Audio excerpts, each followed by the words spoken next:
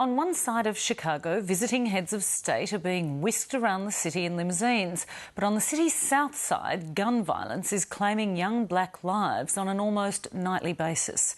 It's a suburban war zone that's out of sight for most Americans. There were 120 homicides in the city in the first 3 months of the year, an increase of 60% from 2011. The vast majority of the victims were blacks and Latinos, the very people who may have felt that they had something to gain from Barack Obama's election 4 years ago. North America correspondent Jane Cowan spent a night in one of Chicago's most violent black neighbourhoods. And a warning, this report contains some strong language.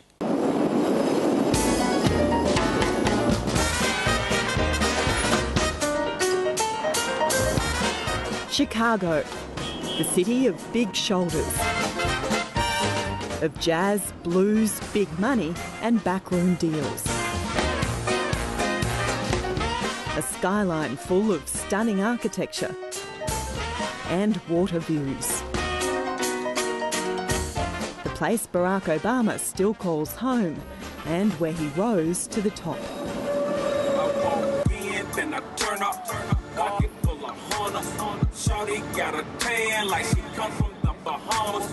But travel a few blocks and others are sinking fast.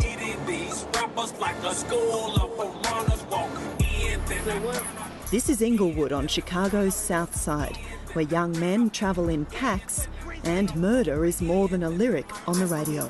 Southside niggas to the left of me, Southside niggas to the right of me, I'm a Southside nigga to the left of me.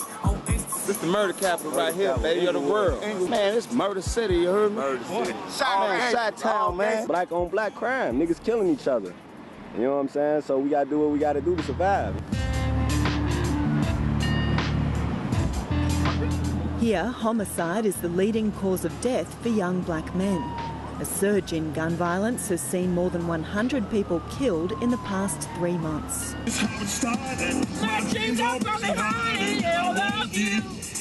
This is Ameena Matthews' beat. She's one of a new breed of outreach workers who call themselves interrupters.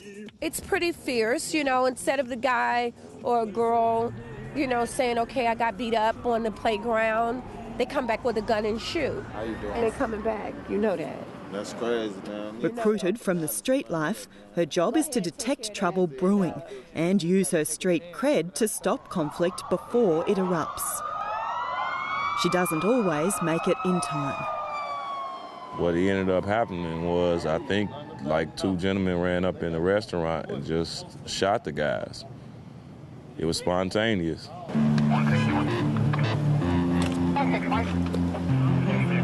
Here, violence is so common we've accidentally stumbled on a fresh crime scene. Where's going to go home? Every night.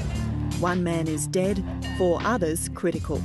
It's too much killing around here in the Inglewood area. Everybody needs to stop the violence, you know, they thinking about, all right, we got a gun.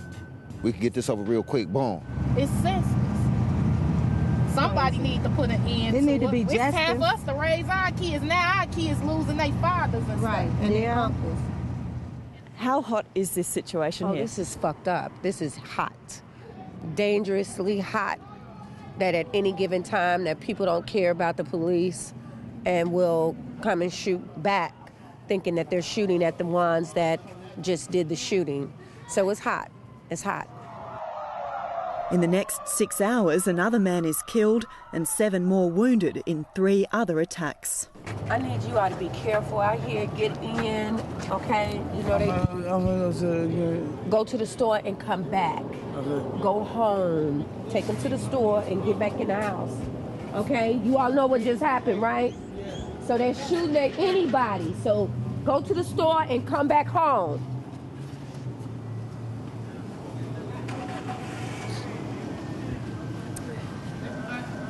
This is not easy. No, I mean, you know, these are tears of,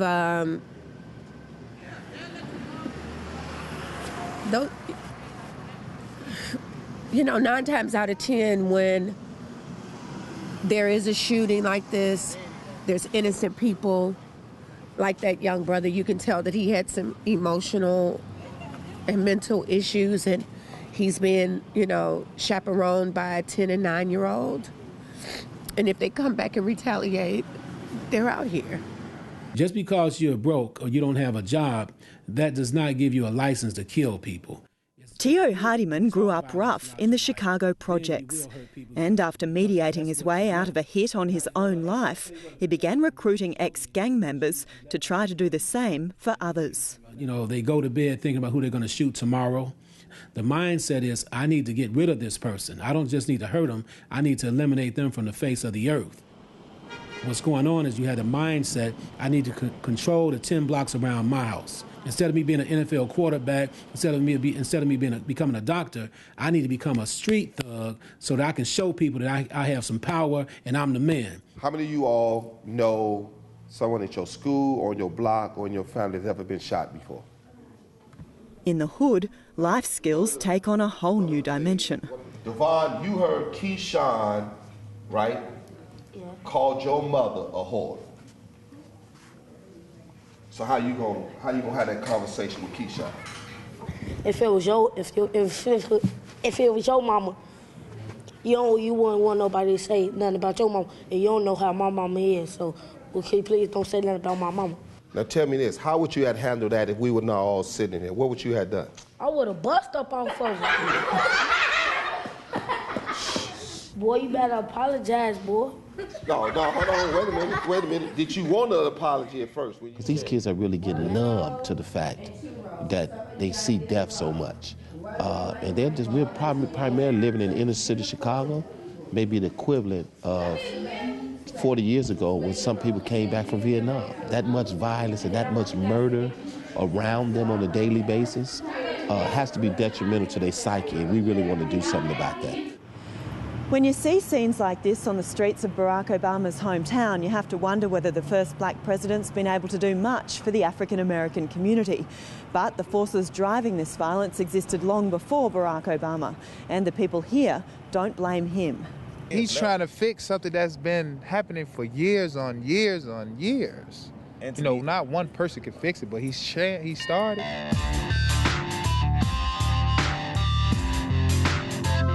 I feel he's doing what he can, but he needs a second turn to make it right. You know what I'm saying? He ain't got enough time.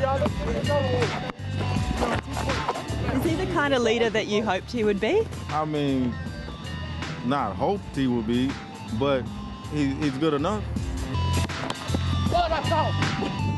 This is hell. I'm gonna be in heaven soon. A neighbourhood at war with itself and struggling for hope and change. Jane Cowan, Lakeline.